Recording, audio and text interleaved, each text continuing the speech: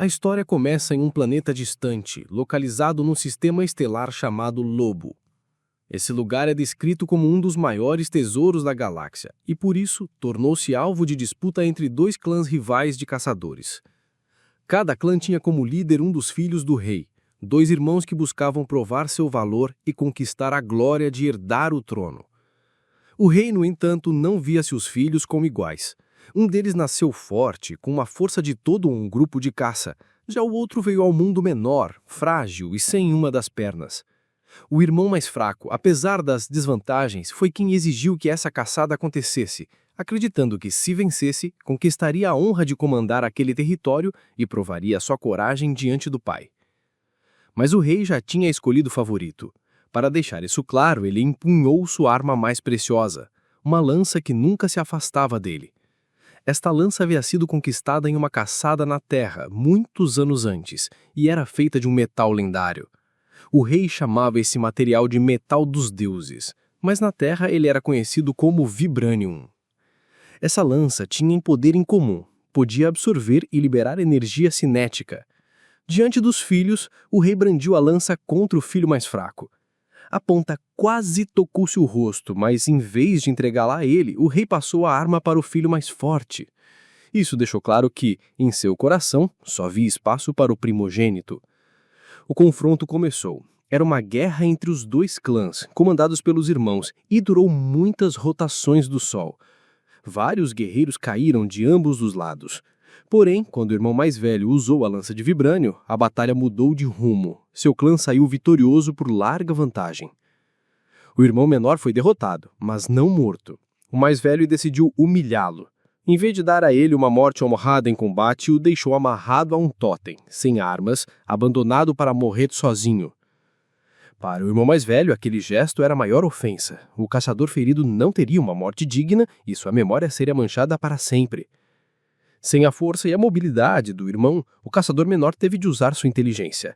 Ele começou a modificar seu próprio corpo com tecnologia, transformando suas limitações em armas. Conseguiu se soltar das amarras e, com o tempo, reuniu os poucos membros que sobraram de seu clã. Ele sabia que a derrota não havia sido justa, foram manipulados pelo pai desde o início. Por isso, havia planejado uma alternativa. Em segredo, mantinha escondida uma nave submersa em um lago. Com ela, poderia fugir e buscar vingança. Sua ideia era clara: viajar até a Terra, encontrar a fonte do vibrânio e usá-lo para fortalecer sua armadura, suas armas e até mesmo sua perna mecânica. Ele queria transformar-se no Predador Supremo. Com as informações coletadas em batalhas anteriores, seu capacete já havia registrado vários pontos do planeta onde havia vibrânio. O mapa revelava vários locais, mas o maior deles estava na África. O coração dessa riqueza era Wakanda. Assim, o predador exilado traçou-se o caminho para lá, levando consigo o clã que ainda o seguia. Enquanto isso, em Wakanda, a vida seguia com normalidade. A Dora Milaje e os Ratu Zeraze estavam em meio a um torneio, uma competição para testar suas habilidades. A disputa final ficou entre T'Challa e a guerreira Ayo. Vale destacar que esta não é a mesma versão de T'Challa que muitos conhecem da linha principal da Marvel. Aqui, ele ainda era o rei de Wakanda, diferentemente da versão tradicional que havia sido exilada. Durante o combate amistoso, T'Challa utilizava sua armadura do Pantera Negra. Shuri, sua irmã, interferiu de forma brincalhona, hackeando o traje para testar seu irmão. Isso trouxe uma discussão leve. Ayo argumentava que T'Challa não conseguiria vencê-la sem a armadura, mas no fim ele conseguiu superá-la. Depois do torneio, Shuri chamou T'Challa para conversar. Ela dizia que Wakanda era necessária além de suas fronteiras. Em várias regiões próximas, pessoas estavam sofrendo e precisavam de ajuda. T'Challa entendia, mas acreditava que se Wakanda se abrisse demais, ficaria vulnerável. Mesmo assim, Shuri insistiu em mostrar algo. Levou o irmão até as montanhas próximas da capital, Birnin-Zana. Enquanto escalavam, ela tentou demonstrar como era mais ágil que ele, mas acabou escorregando quando as pedras cederam. T'Challa a segurou a tempo. Nesse momento, ele ensinou: mover-se rápido demais pode levar a tropeços. Era uma lição simples, mas que ficaria gravada para ele. Shuri o conduziu até um local sagrado, onde todos os rios se encontram. Lá, apresentou a T'Challa um sábio chamado Magik-Kina, pertencente à tribo do rio. Esse homem tinha um dom especial. Para ele, os rios formavam uma grande rede, conectando diferentes pontos da África. Através dessa ligação, ele conseguia perceber o que acontecia em lugares distantes. Magik-Kina compartilhou suas visões. Ele falava de povos sofrendo com a seca, centenas de quilômetros ao norte, e também de uma doença mortal se espalhando a leste, levando pessoas a tossirem até cuspirem sangue. Tudo isso reforçava o argumento de Shuri. Wakanda não poderia permanecer fechada enquanto o mundo ao redor pedia ajuda. Enquanto T'Challa e Shuri estavam junto de Magik-Kina, o sábio da tribo do rio, algo diferente acontecia acima das nuvens de Wakanda. A nave do predador exilado cruzava os céus com seu clã. A missão era clara: encontrar o Vibranium, usá-lo para se fortalecer e, no processo, transformar o Wakanda em um campo de caça. Assim que se aproximou do território protegido, o caçador percebeu imediatamente a presença do enorme domo de energia que escondia a nação africana do resto do mundo. Para a maioria dos povos da galáxia, aquilo seria um obstáculo difícil, mas para ele não passava de uma variação de algo já conhecido. O campo de energia era incrivelmente semelhante à tecnologia de camuflagem que a própria raça dos predadores usava em suas naves. Esse detalhe tornou a invasão simples. Com suas habilidades de hackeamento, conseguiu atravessar as defesas e penetrar em Wakanda sem grandes esforços. Isso já era um presságio terrível. Se o inimigo podia manipular os escudos, então toda a tecnologia de Wakanda estava em risco. Uma vez dentro, o predador iniciou varreduras para reconhecer o território. Seu olhar caiu sobre T'Challa, o Pantera Negra. A armadura de Vibranium chamou sua atenção imediatamente. Para ele, não era apenas uma proteção, mas sim um troféu definitivo, algo que representaria uma vitória além de qualquer caçada anterior.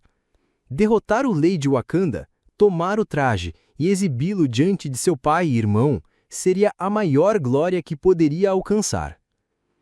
Com isso em mente, ele ordenou a divisão de tarefas.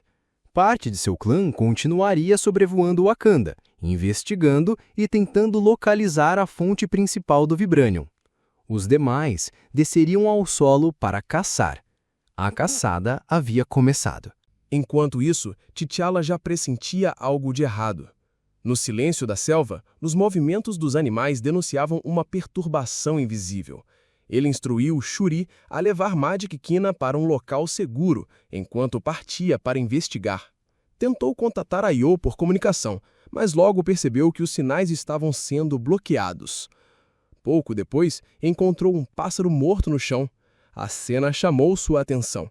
O animal parecia ter se chocado contra uma barreira invisível, como se tivesse batido de frente em uma parede de vidro.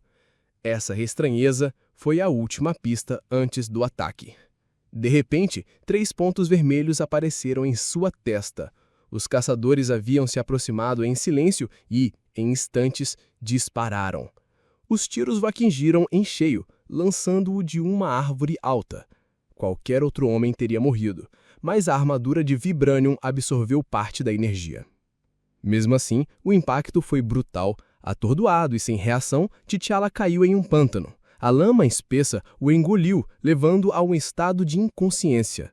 Enquanto o rei de Wakanda lutava para sobreviver, Shuri prosseguia com sua decisão de ajudar os povos vizinhos. Mesmo sem a aprovação do irmão, carregava Magik-Kina e se preparava para atravessar novamente a barreira. Porém, ao tentar se reconectar ao sistema central de Wakanda, descobriu que algo estava errado. A comunicação estava morta. A explicação surgiu logo em seguida. Um dos predadores batedores havia invadido a central de controle. Antes que os guardas percebessem, ele matou um deles com facilidade, tomando o lugar sem que ninguém notasse. Em seguida, assumiu o controle do escudo de energia e dos sistemas de defesa. Wakanda estava agora nas mãos dos invasores. Shuri tentou forçar a reentrada, mas não conseguiu. O escudo não respondeu. O silêncio foi quebrado por uma explosão repentina. O ataque estava consolidado. Os predadores tinham transformado Wakanda em seu novo campo de caça. Dentro das fronteiras, a situação era desesperadora. Com os sistemas bloqueados, os guerreiros de Wakanda estavam isolados. Sua maior vantagem, a tecnologia baseada no Vibranium, havia se tornado inútil contra inimigos que conheciam bem como manipulá-la. Agora, restava lutar apenas com habilidade, coragem e instinto. A última vez que vimos T'Challa, ele havia sido pego de surpresa por um ataque furtivo depois de tentar contatar Okoye, e ele nem conseguiu passar a mensagem completa antes de suas comunicações serem interferidas. Por enquanto, T'Challa está fora de combate sem comunicação, enquanto Okoye e os outros estão procurando encontrá-lo e descobrir exatamente o que está acontecendo. E mesmo que Okoye não saiba que estão sendo caçados por predadores, ou mesmo o que são predadores, o que ela sabe é que algo não está certo. Então ela está altamente suspeita de que isso seja algum tipo de ataque. Ela está se certificando de que procurem com cautela. Bem aqui, quando vão mais fundo na selva para encontrar T'Challa, gosto do que Benjamin Percy menciona sobre Okoye. Somos informados de que ela é uma grande guerreira, o que acho que a maioria das pessoas já sabe. Mas continua dizendo não só por causa de sua força, mas também por causa de sua consciência. Diz que ela conhecia tudo ao seu redor, como se seus nervos se estendessem pelas vinhas da selva. Ela viu a Piton se enrolando no galho. Ouviu o chilreio enferrujado do sapo com garras. Cheirou as bolsas borbulhantes de metano. Ela registrou milhares de outras observações no espaço de alguns segundos, mas foi a falta de um certo detalhe sensorial que concentrou sua atenção, porque os pássaros no dossel estavam silenciosos. É exatamente aqui que um dos membros da Dora Milaje, Nala, é arrastado para as árvores tão rapidamente. Okoye diz a seus soldados para formar um grupo, ficar de costas uns para os outros, só para logo depois começar a chover sangue. Eles vão com lanças levantadas com um ataque elétrico que consegue fazer este predador sair das árvores, embora infelizmente já esteja pegando a cabeça de Nala como seu troféu.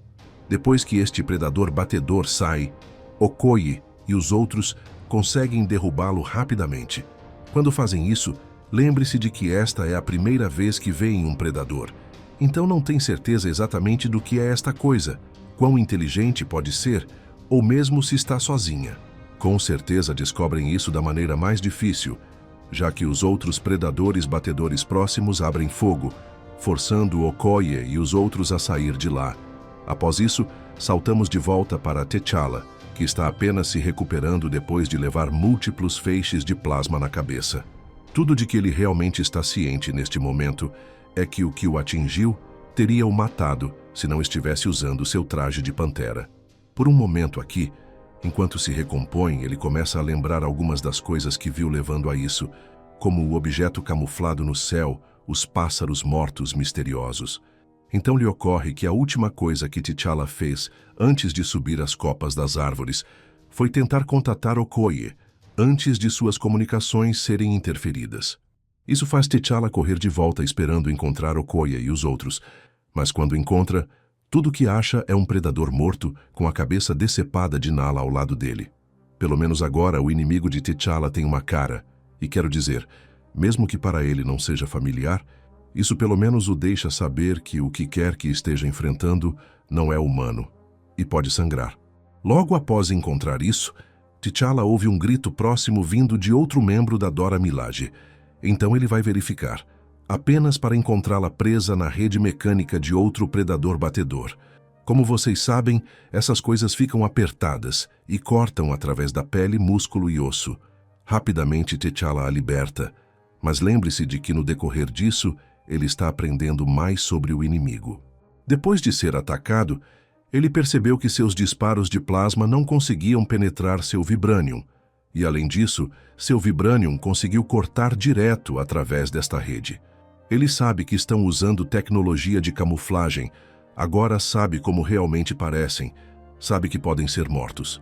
Então, peça por peça, toda essa informação está se juntando. Mas assim que T'Challa a liberta, outro predador batedor começa a vir. Deixe um comentário aí embaixo sobre o que vocês estão achando desta história até agora.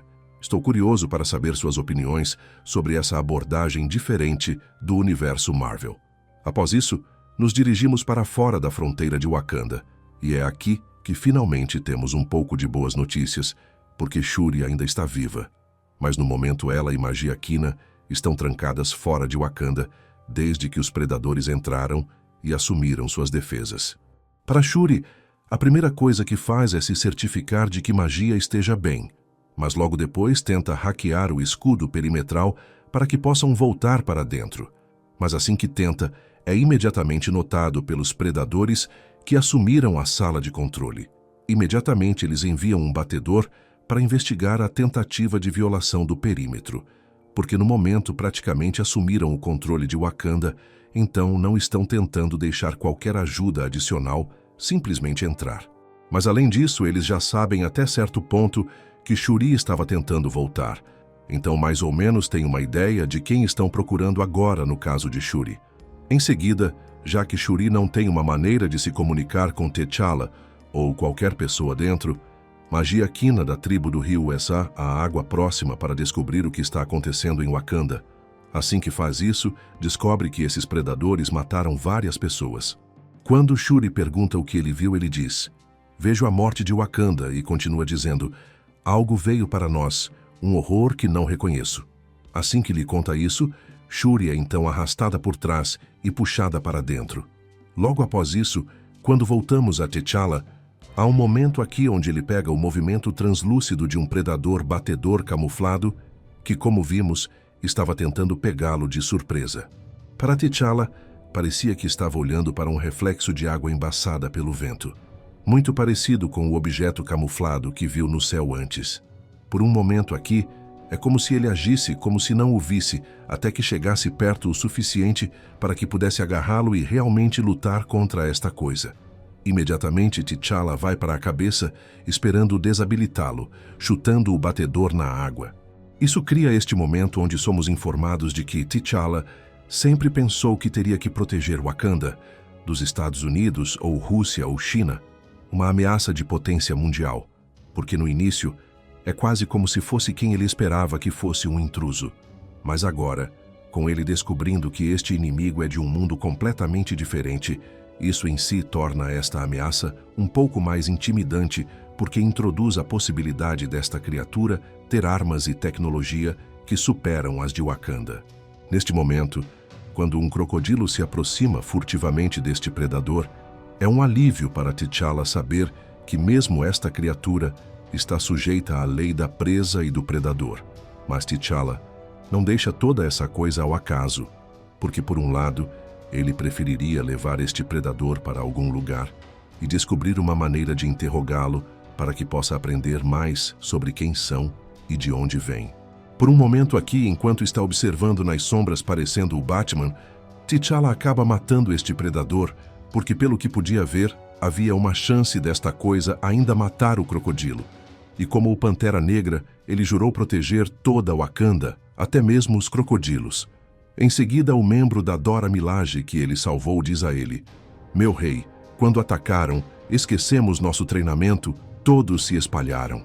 T'Challa diz a ela: "Não há tempo para arrependimento. Devemos nos reunir novamente." Então eles partem para encontrar os outros. Enquanto isso, nas copas das árvores, o Yautja líder, o líder deste clã, observa e escuta de cima. Neste ponto, ele aprendeu bastante sobre o Pantera Negra também, porque agora ele viu ele eliminar um de seus guerreiros do clã, além do Pantera Negra sobreviver a 3 disparos de plasma na cabeça. Para o líder do clã, isso tornou o Pantera Negra mais que uma presa digna, e reafirmou o que pensava antes sobre o traje de Vibranium do Pantera Negra ser um troféu cobiçado. Levando a isso, ele sabia como o Vibranium era poderoso, porque testemunhou em primeira mão quando seu irmão usou a lança de Vibranium de seu pai contra ele, devastando seu clã antes de chegarem à Terra. Avançando para agora, com este predador estando em Wakanda, ele agora tem sua própria lança de Vibranium, mas neste ponto para ele nem parece mais um prêmio. Mas enquanto está aqui observando T'Challa de cima, ele recebe uma chamada de um de seus batedores solicitando sua presença imediata. Depois de ouvir isso, ele simplesmente deixa T'Challa ir e se dirige para dar uma olhada no que seus batedores descobriram, o que daqui o leva ao grande monte. Enquanto se dirige para lá, somos informados de que ele estava com duas mentes em guerra, animado com a novidade da caçada enquanto tentava focar na razão pela qual seu clã havia vindo aqui. Vibranium, metal dos deuses, o ventre da montanha estava cheio dele. Enquanto vai para dentro, somos informados de que a ganância tomou conta dele então. Ele imaginou armaduras, armas e naves de guerra. Imaginou um trono. Imaginou seu pai e irmão envergonhados e ensanguentados. A recuperação paciente de sua honra estava diante dele. O prazer breve e violento da caçada podia esperar. É como se agora que ele encontrou o local de extração primário de Vibranium de Wakanda, o jackpot de Vibranium, por assim dizer, este cara está prestes a atualizar seu equipamento, que provavelmente é o que quer fazer primeiro antes de enfrentar o Pantera Negra cara a cara. E depois disso, este cara só quer construir seu próprio império intergaláctico, que dali definitivamente seria um problema porque seu clã já tem os avanços tecnológicos. Voltando, pegamos no grande monte onde o Yautja líder e seus batedores já começaram a extrair o Vibranium de Wakanda. Enquanto fazem isso, há um momento aqui onde o Yautja líder, o líder do clã, está segurando um pedaço de Vibranium, e enquanto faz isso, pode simplesmente sentir sua energia pulsando pelo braço. Por um momento aqui ele está apenas olhando para ele e visualizando como vai se atualizar e sua armadura com ele, bem como suas naves de guerra, porque depois disso, a primeira coisa que quer fazer é se vingar de seu irmão e seu pai. Não só porque seu pai escolheu seu irmão sobre ele, com este predador sendo o menor e mais fraco dos dois, mas também porque seu pai deu a seu irmão a vantagem ao dar a ele sua lança de Vibranium, que seu irmão usou contra ele e seu clã. Como vimos, o plano original deste predador era apenas vir à Terra e conseguir uma lança como a de seu pai, mas depois de invadir Wakanda e ter acesso ao grande monte, bem como ver por si mesmo as muitas maneiras como os wakandanos usam Vibranium, agora isso fez sua ambição disparar através do teto. Ele quer fazer um trono de Vibranium, colocar o crânio de seu irmão na parede como troféu. Sabe, está pronto para se exibir. Que os membros de seu grupo de caça estão praticamente na mesma coisa, porque há uma tonelada deles caçando por toda Wakanda para coletar troféus porque querem mostrar sua força também. Mas enquanto um desses predadores está coletando o crânio de um leão, ele o segura contra o peito como, sim, isso vai ficar legal aqui.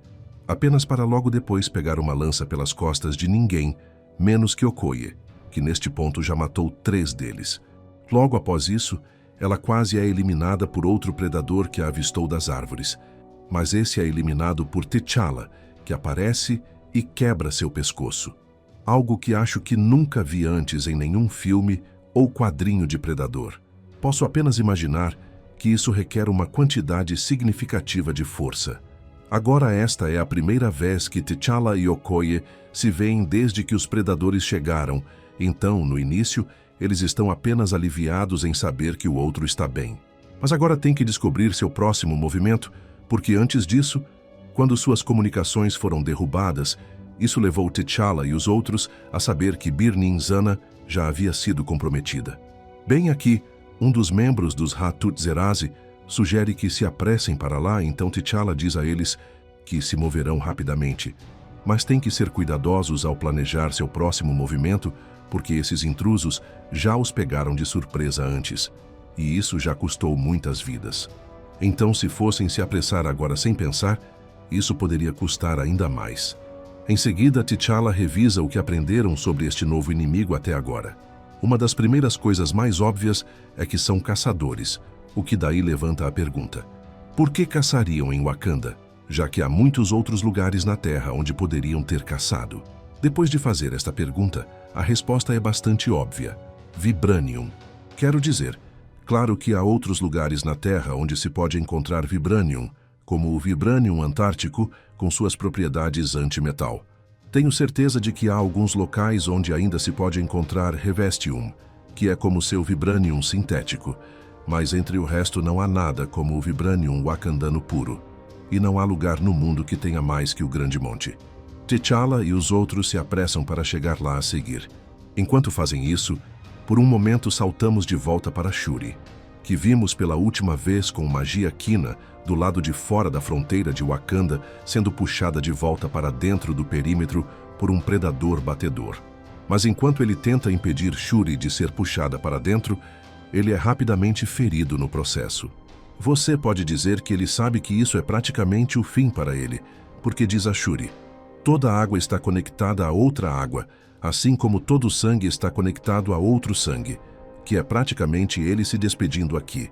Mesmo assim, Shuri diz a ele para recuar como se mover para uma distância segura fosse uma opção para este cara. Apenas para este predador ser como, não, nem vou deixar ele ter a chance. Depois que Magia Kina é morto, Shuri apenas tropeça para a frente, segurando o braço do predador para puxá-lo para fora do escudo perimetral, para que possa ter uma chance melhor de lutar contra ele cara a cara. A única coisa que ela tem para lutar é uma lança que puxa do olho de Magia Kina. Enquanto este predador puxa shurikens, ele provoca Shuri tocando um áudio que é parte das últimas palavras de magia, dizendo: todo sangue está conectado a outro sangue, pouco antes dos dois entrarem na luta. Quando fazem isso, já que Shuri não consegue se comunicar com ninguém em Wakanda, ela usa seus comunicadores para enviar uma chamada de socorro para o mundo exterior, esperando que alguém a ouça e envie reforços. Mas ela mantém curto, porque aqui e agora ela tem que sobreviver a esta luta na sua frente. Após isso, enquanto T'Challa e os outros estão se dirigindo ao grande monte, por um momento fazemos um flashback. Enquanto se dirigem, T'Challa está quieto porque acredita que há força no silêncio, assim como há força em uma máscara. Somos informados aqui que ele precisava estar silencioso agora porque estava com medo por causa do que aprendeu quando os Yautja o atingiram com seus canhões de ombro, quando caiu no pântano e a lama o engoliu, quando a escuridão veio e ele visitou o plano ancestral. Como vimos no primeiro número, quando T'Challa foi derrubado das árvores pelos diferentes predadores batedores que o atingiram com seus canhões de plasma, ele ficou fora de combate por algum tempo. Então agora o que isso faz é voltar àquele momento antes dele recuperar a consciência e nos conta que T'Challa fez uma viagem ao plano ancestral. Ele teve uma conversa com seu avô Azuri, o sábio. Durante esta conversa, Azuri conta a T'Challa que os predadores vieram a Wakanda antes, algo que sabíamos do primeiro número, já que o predador que está lá agora foi derrotado por seu irmão, que usou a lança de seu pai, feita de vibranium, que veio de Wakanda. O que é novo e interessante é que não sabíamos que o pai deste Yautja lutou contra os wakandanos. Azuri continua contando a T'Challa: cerca de 500 de nós morreram antes que tudo acabasse. Queimamos seus corpos, mas estudamos suas armas. Sua tecnologia de camuflagem ajudou a inspirar o escudo perimetral, assim como sua ganância por sangue e vibranium. Fui chamado de isolacionista, mas talvez você possa entender por que queria proteger meu povo, não apenas desses predadores, mas de todos os predadores. E me entristece dizer que essa tarefa agora cabe a você, Neto. Tenho que admitir que essa é uma revelação bem impressionante que simplesmente dispara minha imaginação por um buraco de coelho. Realmente gosto desse conceito, porque cria um raciocínio para o salto de Wakanda em avanços tecnológicos, baseado na tecnologia Yautja e impulsionado pela paranoia de Azuri. Para trazer de volta a esses predadores que vieram agora, isso também explica como conseguiram passar pela barreira de Wakanda tão facilmente e hackear toda sua tecnologia, porque foi baseada na própria deles. Azuri continua dizendo: se tenho certeza de alguma coisa é isto. Não haverá nada além de ossos e cinzas restantes de Wakanda se esses predadores conseguirem o que querem. Você deve pará-los. A Pantera deve vencer. Isso agora nos traz de volta ao presente com T'Challa, que chegou ao grande monte com os outros. Assim que chegam, T'Challa pega 2 desses predadores que estão aqui vigiando a entrada de surpresa. Depois que faz isso, Adora Milaje começar a esfaqueá-los como loucos. Mas quando todos saem daqui para ir mais fundo nas minas, descobrimos que T'Challa cometeu um grande erro, porque um desses predadores ainda estava vivo e conseguiu enviar a palavra para seu líder de clã para deixá-lo saber que o Pantera Negra está vindo. Agora, com T'Challa e os outros ainda acreditando que tem o elemento surpresa, esse não é mais o caso, e é tudo por causa de um pequeno deslize. Somos informados aqui que T'Challa cometeu esse erro por causa de sua pressa, por causa de seu medo. Com isso dito, quero que vocês tenham em mente pelo que vimos nesta história até agora. Estamos lidando com o T'Challa mais jovem que ainda está tentando descobrir como dirigir seu reino e como protegê-lo. Entrando nisso, vimos toda aquela coisa com ele e Shuri indo e voltando, sobre a ideia de Wakanda se abrir e ajudar outros, o que tornará interessante ver o que ele pensa sobre Shuri chamando estranhos para a ajuda. Entrando nisso, apenas nos é mostrado que T'Challa tem feito as coisas da maneira que seus pais fizeram antes dele, o que por um lado o deixa muito fechado e protetor no que diz respeito ao Wakanda. Mas essa forma de pensar só é pacificada por sua inexperiência. Mas agora que está enfrentando essa nova ameaça, que é mais louca que qualquer coisa que viu antes, claro que há alguns deslizes ao longo do caminho. Mas no quadro maior, parece que agora este T'Challa está sendo desafiado a pensar e se mover de forma diferente. E isso está acontecendo num momento onde há pouco ou nenhum espaço para erro. Então sim, normalmente eu me sentiria de algum tipo sobre um T'Challa cometendo um erro de novato como esse. Mas depois de considerar todos os fatores, é como, ok, entendo. Não é tanto o que está acontecendo, quanto quando está acontecendo. Mas no final do dia, quando você está enfrentando uma ameaça como esta, ela não se importa porque você escorregou e vai usar tudo o que pode a seu favor para acabar com ele. Então sim, não está parecendo bom para T'Challa, porque o Predador e seu clã sabem que ele está vindo. Após isso, por um momento voltamos para Shuri, que mal conseguiu sair por cima contra o batedor que estava tentando agarrá-la. Depois que o mata, ela tira seu capacete. E quando faz isso, sabe que tem que dizer a ele como ele é feio. Não seria uma história de Predador se ela não fizesse isso. Com ela investigando este Predador apenas por curiosidade, logo percebe que seu capacete é mais que armadura. É um computador. Agora, isso permite que a história da tecnologia de Wakanda, que é baseada na tecnologia Yautja, mais uma vez funcione a favor dos wakandanos.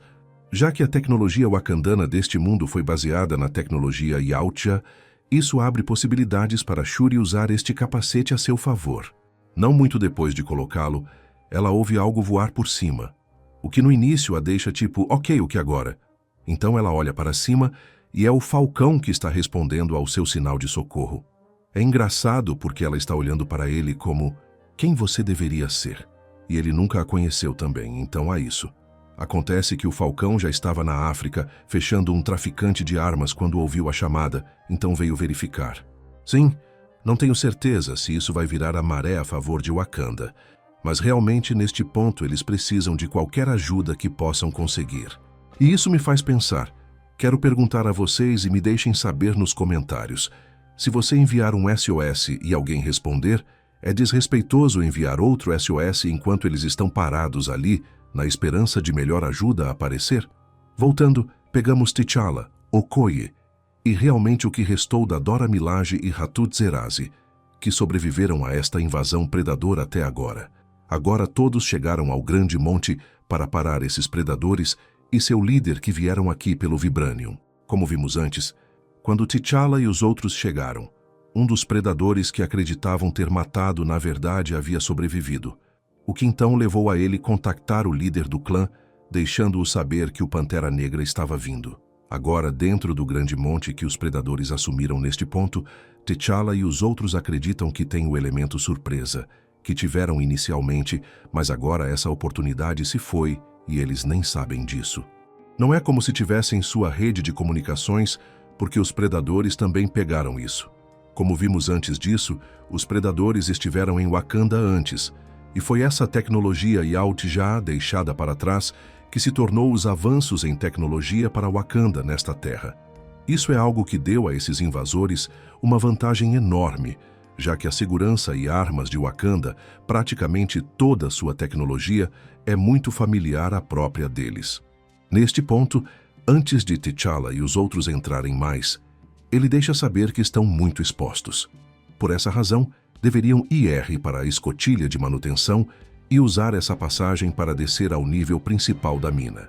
Caso contrário, vão apenas ser eliminados como vimos antes quando os predadores chegaram pela primeira vez. Mas enquanto entram na escotilha de manutenção, T'Challa ouve algo. Então vai verificar, deixando T'Challa acreditar que ele e os outros membros estarão seguindo-os na retaguarda. Em vez disso, isso apenas leva a um mundo de problemas para os dois que ficaram para trás, porque neste ponto, o líder Yautja tinha seus olhos em ambos e estavam caminhando direto para uma armadilha. Quando este soldado vai procurar por alguém, ele avista um drone observando-o de cima, só para então acionar uma mina posicionada na parede do túnel que logo depois detona, cortando seus membros como uma lâmina através da água. Mas peguem isso, o cara ainda está vivo. Logo após isso, outro soldado que estava se preparando para descer o poço atrás de T'Challa volta depois de ouvir o primeiro soldado chamá-lo, apenas para encontrar este cara cortado e mal respirando. Ele atira no próximo drone e corre para ele dizendo: "Está bem, vá em paz para seus ancestrais, sabendo que vingarei sua morte. Eu os matarei."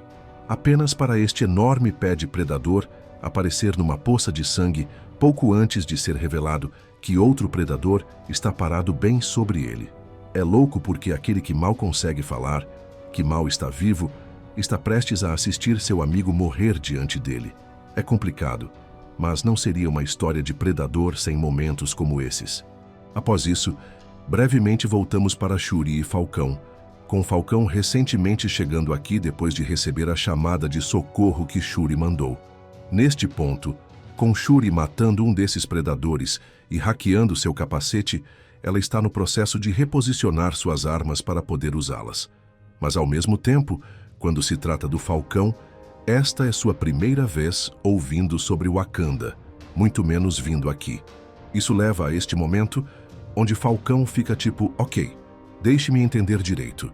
Então você é uma princesa, Princesa Shuri, de um reino chamado Wakanda, que de alguma forma se manteve escondido do mundo e deve sua riqueza e poder às suas vastas reservas de vibranium, o mesmo metal que está no escudo do capitão, e vocês estão atualmente sendo invadidos por alienígenas." É meio engraçado se você olhar da perspectiva de Shuri descobrir sobre Wakanda. Isso já é inacreditável o suficiente, mas aprender sobre este lugar enquanto estão sendo invadidos por alienígenas é de outro nível. Mas ele realmente não tem escolha se não acreditar, porque há um cadáver de predador apenas deitado ali do lado. Por um momento aqui, Falcão pergunta a Shuri como poderia ajudar, apenas para ela dizer a ele para calar sua boca americana por um minuto para que ela possa se concentrar no que está fazendo. O que acaba acontecendo aqui quando Shuri termina de modificar a tecnologia do predador.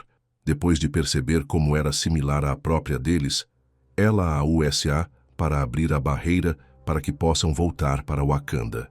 Para isso funcionar, ela diz ao Falcão para segurar nela e ser a colher grande para que os dois possam passar juntos e apenas serem detectados como um. Isso meio que o pega de surpresa por um momento aqui, mas estou tipo: "Uou, Falcão, relaxa." Ela disse colher, não garfo. Mas também com Shuri notando a unidade magnética no traje do Falcão, ela pergunta se é capaz de interferência GPS e se a configuração de luz dura de suas asas pode bloquear rastreamento infravermelho. Em ambos os casos, a resposta é sim. Shuri deixa saber que essas são coisas que vão precisar para se aproximar. Após isso, quando voltamos para T'Challa e seu grupo enquanto saem do duto de ar, são recebidos com um baque e T'Challa imediatamente reconhece que este é o corpo sem cabeça do soldado. Este corpo foi deslizado aqui como uma forma do predador próximo mostrar a eles que sabe que estão aqui.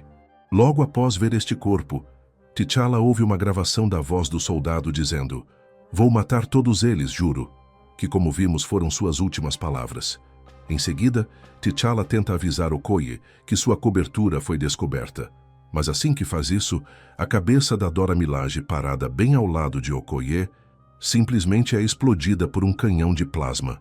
Okoye simplesmente age. Ela não tem tempo para lamentar ou mesmo tentar descobrir o que exatamente aconteceu. Apenas seguindo o instinto, ela se joga para fora do caminho e atira sua lança na direção de onde o tiro veio, acertando este predador que ela nem conseguia ver. Enquanto isso, perto de T'Challa, ele é confrontado pelo predador que matou o soldado, que novamente está tocando a gravação da voz do soldado para provocar a Pantera. Esta luta acaba enviando os dois caindo uma distância maior, o que permite à Pantera virar seus corpos no ar para que o predador bata no chão de pedra primeiro e pegue o impacto de sua queda. Mas agora, nesta parte da mina onde T'Challa estava ajudando Okoye e os outros a descer, ele agora chegou aqui. Com ele estando na mesma parte da mina que ela, ele a vê lutando contra predadores da esquerda e direita com sua lança de vibranium, simplesmente destruindo suas armas. Mas esses caras continuam saindo das sombras um após o outro. Quando um deles quase pega Okoye pelas costas, T'Challa consegue pegá-lo primeiro, antes que este predador conseguisse chegar até ela. Assim que faz isso, o resto deles mantém suas posições. No início, isso faz Okoye pensar que talvez tenham terminado, mas T'Challa sabe que isso não é. Eles estão obedecendo aos comandos de outro. Com certeza, quando se viram, veem o líder do clã Yautja parado ali com os outros predadores ao seu lado. Quando ele remove seu capacete, no início Okoye, que está apenas fazendo seu trabalho, diz a T'Challa para ficar atrás dela. Mas T'Challa entende que isso é um desafio mais que qualquer outra coisa, e é uma luta que ele deve fazer sozinho, sem a ajuda de Okoye ou mesmo a proteção completa de seu traje de pantera. Neste momento, é como um entendimento não dito, onde o líder Yautja está desafiando o campeão de Wakanda. T'Challa entende isso e aceita. É uma luta justa. Quero dizer, tão próximo do justo quanto pode ser numa situação como esta, porque quero dizer, T'Challa tem o poder do Pantera Negra e este líder Yautja tem uma perna biônica. Mas aqui e agora, ambos estão armados com lanças de vibranium, o que nivela o campo de jogo até certo ponto. Mas mesmo com este sendo o caso, o líder Yautja se encontra superado por T'Challa, e definitivamente é uma questão de habilidade. Lembre-se de que este líder Yautja, que trouxe seu clã aqui para pegar o vibranium de Wakanda, não só é menor que o Predador Médio, mas a maior parte de sua vida, por causa de sua deficiência, ele geralmente tem sido mais eficaz quando tem tecnologia à sua disposição. Mesmo assim, com T'Challa superando-o aqui, isso machuca muito o orgulho do líder Yautja. Quando T'Challa pergunta se ele se rende, ele responde atacando T'Challa, porque neste momento a desgraça que este líder Yautja havia sentido toda a sua vida vem desabando sobre ele. Ele não vai permitir que seu pai, ou qualquer rei, neste caso, o humilhe ainda mais. Quando faz isso, ele e os outros predadores simplesmente deixam T'Challa e Okoye aqui, porque agora, com ambos feridos, o líder Yautja ordena os outros a voltar para a nave. Neste ponto, eles já conseguiram o vibranium pelo qual vieram. Seguindo em frente, o plano é continuar sua missão, que era para o líder Yautja se vingar de seu pai e irmão, que agora tem a adição de voltar a Wakanda numa data posterior, mais forte que nunca. Mas enquanto o líder Yautja e sua equipe estavam saindo do Grande Monte, foram avistados por Shuri e Falcão, que neste ponto não sabem todos os detalhes do que estava acontecendo aqui. Neste momento, com as comunicações wakandanas ainda em baixa, Shuri nem tem certeza se seu irmão ainda está vivo. Mas apenas baseado no que estão vendo agora, com esta nave alienígena saindo do Grande Monte, para Shuri esta é uma indicação clara de um roubo de vibranium acontecendo. Naturalmente, ela e Falcão fazem disso uma prioridade, garantir que esta nave não saia, porque, pelo que sabem, eles são a última linha de defesa de Wakanda e, melhor ainda, do mundo. Falcão deixa Shuri de um lado da nave pouco antes de voar para o outro lado, numa tentativa de criar uma brecha, mas ele não consegue passar. Por outro lado, Shuri consegue anexar a braçadeira do predador ao lado da nave e definir a contagem regressiva para ela se autodestruir. É claro que isso a deixa numa situação onde, quando ela solta, precisa que Falcão volte e a pegue, o que ele faz. Embora no início ele esteja apenas dizendo a Shuri como sente muito por não ter conseguido pará-los e que chegaram muito tarde. Mas enquanto a nave está saindo, somos informados aqui que o Yautja não conseguiu se ajudar no calor imprudente de sua fuga. Ele disparou uma mensagem avisando seu irmão que estava voltando para casa para reconquistar sua honra com metal dos deuses e sangue. Metal dos deuses sendo o que eles chamam de vibranium, mas assim que envia esta mensagem, a bomba detona. Como somos informados, nada sobreviveu a esta explosão, exceto o vibranium e a ganância que originalmente inspirou. Depois disso, quando voltamos para o Rei Predador e seu filho favorito, somos informados aqui que eles rastrearam a mensagem de aviso que foi enviada em sua direção. Ao fazer isso, o que encontraram reivindicou sua atenção, porque agora, com esta quantidade de metal dos deuses apenas flutuando no espaço, somos informados de que há o suficiente para desenvolver e avançar seu arsenal em um que rivaliza com qualquer no cosmos, incluindo o da Terra. Isso envia esta história com um pouco de fim por agora, mas posso apenas imaginar, se vermos esses caras voltarem com suas atualizações de Vibranium, Wakanda definitivamente terá feito algumas mudanças também, além de sua nova perspectiva sobre conseguir ajuda externa de outros heróis ao redor do mundo. Esta foi uma jornada épica, através desta história única do Predador versus Pantera Negra. A forma como Benjamin Percy conectou a tecnologia Yautja com os avanços de Wakanda foi brilhante, criando uma narrativa que faz sentido tanto para os fãs de Predador quanto de Pantera Negra. O que mais me impressiona é como a história explora temas de honra, família e a evolução de um jovem líder. T'Challa teve que aprender rapidamente que às vezes Wakanda precisa da ajuda do mundo exterior, e Shuri mostrou que sua visão de abertura pode ser exatamente o que Wakanda precisa. Se vocês curtiram essa análise completa, deixem aquele like maroto que ajuda demais o canal a crescer. E aí, o que acharam dessa abordagem diferente da Marvel? Acham que veremos mais histórias conectando essas duas franquias? Deixem suas teorias nos comentários. Adoro ler as opiniões de vocês sobre essas histórias. No final das contas, esta história nos deixa com a promessa de que tanto Wakanda quanto os Predadores evoluíram com este encontro. Wakanda aprendeu sobre a importância de aliados externos, enquanto os Predadores descobriram uma nova fonte de poder que pode transformá-los numa ameaça cósmica. É isso aí, pessoal. Mais uma história completa destrinchada nos mínimos detalhes. Até a próxima análise. Até a próxima análise. Até a próxima.